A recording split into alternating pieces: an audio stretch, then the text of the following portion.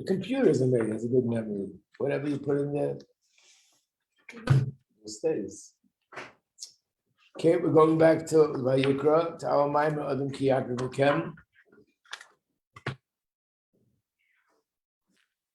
So we learned that there's two ways that a person could have his Arusa de la Eva, that Hashem inspires him.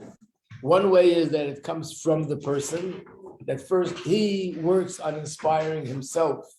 He works on stimulating love and fear of Hashem in his heart through thinking and through meditation. And he refines himself and he finds his heart on fire with love for Hashem.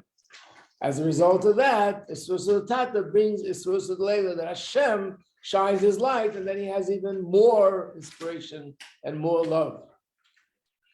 And that is something which is permanent. Just like a person who learns something in Torah and has information, a person who discovers a new perspective on something, and that becomes part of my brain, my information, it's permanent. So too, this becomes permanently part of my heart. Why? Because I worked on it, and I opened up my heart, and I made my heart a keli. But if there's another possibility where a person didn't do anything, not anything in this direction, and just because in Shamayim it's an Eis Ratzon, it's an opportune time, Hashem shines his light on me and inspires me. In that case, it's an inspiration, and it could be, in fact, a very, very strong inspiration, but it's not going to be permanent because I was not prepared. So that would be more like light shining in a room. It could be the most brilliant light in the world, but after the sun goes down, the light is gone because it's not here in its own right, in its own merit. It's here because of the sun from the outside. And once that moves away, there's no more light. Once the Eis Ratzon is gone, there's no more light. We know the story with the Arizal, the famous story, that he told the students that he wants to go Shabbos. It was Friday afternoon in Tzvaz, and he told them he wants to go for Shabbos to be by the Yerushalayim. Everyone knows the story. So they went home. They said they're ready to go. They just want to get their wife's consent, which should have been the right thing to do. But then when they came back, the Arizal said, forget it, we're staying here for Shabbos. And he explained exactly this point. It was an Eis Ratzon. It was an opportune time. The gates of heaven opened up in such a way that had we gone to Yerushalayim, which naturally would have been in a miraculous way, because you can't get from Tzvas to Yerushalayim in those days in just a short period of time. But had we gone in this time by the Kaisel and davened for Mashiach, it would have worked. But because they went home and they delayed the time, what happened? The Eis Ratzon passed. It was over. The window opened and then it closed. So sometimes the Eis Ratzon could last for an hour. Sometimes it could last for a half hour. Sometimes it could last for days and even for weeks, depending what it is, where it is, and when it is. But the one thing they all have in common is that's not really me. It's something outside of me that's inspiring me. Okay.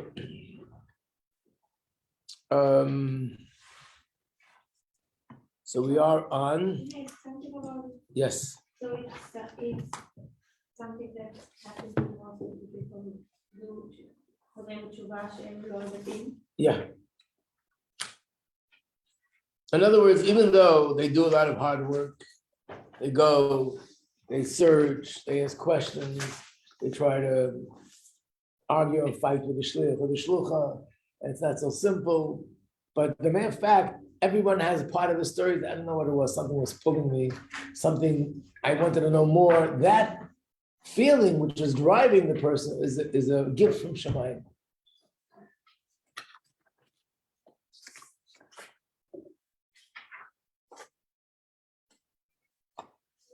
Okay. So where were we? We're on page 32, 33. After you explain these two things, this is the meaning of what our sages say. Ish mazriya tchila yuledis nekeva. If a man gives forth seed first, then the offspring will be female. If a woman gives forth seed first, then the offspring will be male. What does that mean? See, the das of a woman is agile. It says in Gemara, Noshan Daiton Kalis. What does that mean? It means that we know that the different parts of the brain, there's Chokhmah, there's Bina, and there's Das. And they have different functions. So generally speaking, it says Bina Yisera Nitna Be'isha Yesima Be'ish. A woman has more Bina than a man. First of all, we see that a woman becomes Bas Mitzvah a year earlier than a man, which means the brain of a woman develops earlier than a man. And second of all, does it mean a woman is smarter than a man? What does it mean? So the answer is, first of all, don't get excited, wait. I just remembered now why I didn't learn this minor anymore. I'm just joking. First of all, it doesn't mean smarter or not smarter. It means there are different parts of the brain. There's a chokhmah part of the brain and there's a bina part of the brain.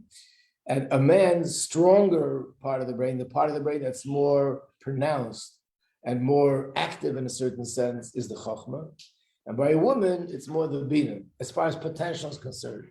Of course, practically speaking, you can have a man that has more bina than the woman, and you can have a woman that has more chokhmah than a man. But what we're saying is that in general, the part of the brain that's chokhmah, it's more the creative part, and more the abstract part is related to a man. Part of the brain, which is bina, which is to understand things in a structured way, developing things, practically working things out, that's more the strength of a woman's brain. That's where the bina is. Das, I think I once told you that I once saw a mimer that lists 10 different functions for das. We're always used to the idea that das is the part of the brain that makes the connection between the intellect and the emotion. That's only one of them. There's much more. So here he's talking about das is another part of the brain, is the part of the brain that when I make a decision about something, it's nailed in. We know that very often a person makes a decision and then something comes up and I change my decision. And some people are stronger than that. Once they make a decision, and sometimes it's not even such a good quality. They make a decision, you can't budge them. That's it. They're sort of stubborn about it. Something about their brain that once they make up their mind about something, they won't change. And then you have people that are different, that they make up their mind about something, and then something comes up and they're convinced not to do it the other way. So this part of the brain of das, which makes my decision more permanent, that part of the brain is stronger by a man than it is by a woman. So that's the reason why it says that if being that Hashem and the Yidden are husband and wife, so when it says that if the seed comes forth from the man first, means if the Sulusa, the Layla comes first, then the emotions that will be developed will be masculine, which means they'll be more permanent. If it comes first from us, no, the other way around. If it comes first from us, which is the Isha, then it'll be more permanent. But it'll be born a male, so it's permanent. If it comes from Hashem, the Susa Leila first, and then a Susa Tata, then it's something that might be very strong, but not necessarily will be sort of permanent to the point that it can be moved out of the way. Because that has to do with, it comes from Hashem and not so much from me, from inside. Rabbi, Yeah.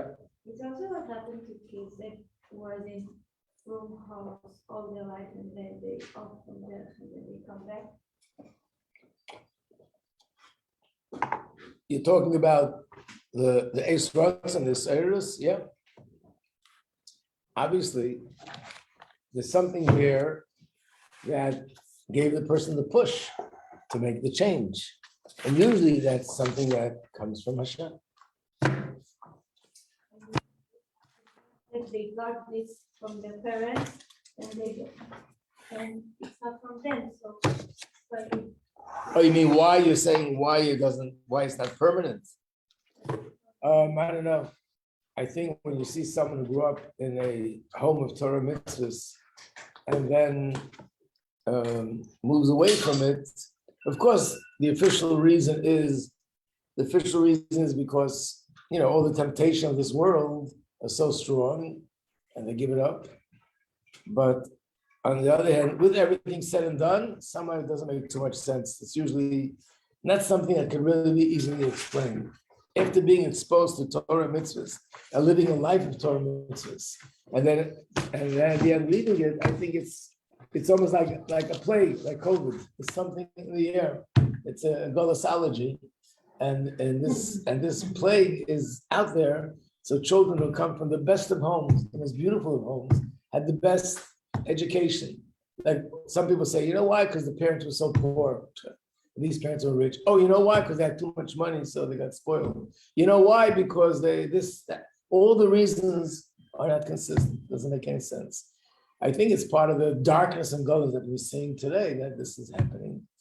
And therefore, just has to be extraordinary supervision on children and constantly be on top to make sure that it doesn't happen. Yeah.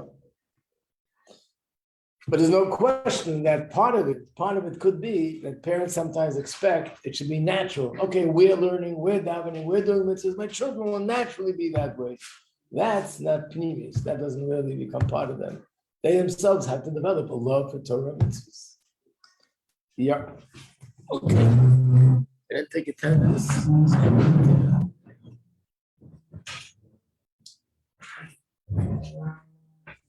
Can I take a gift of my Mamar in English? What? Can I take a gift of my Mamar in English of the program?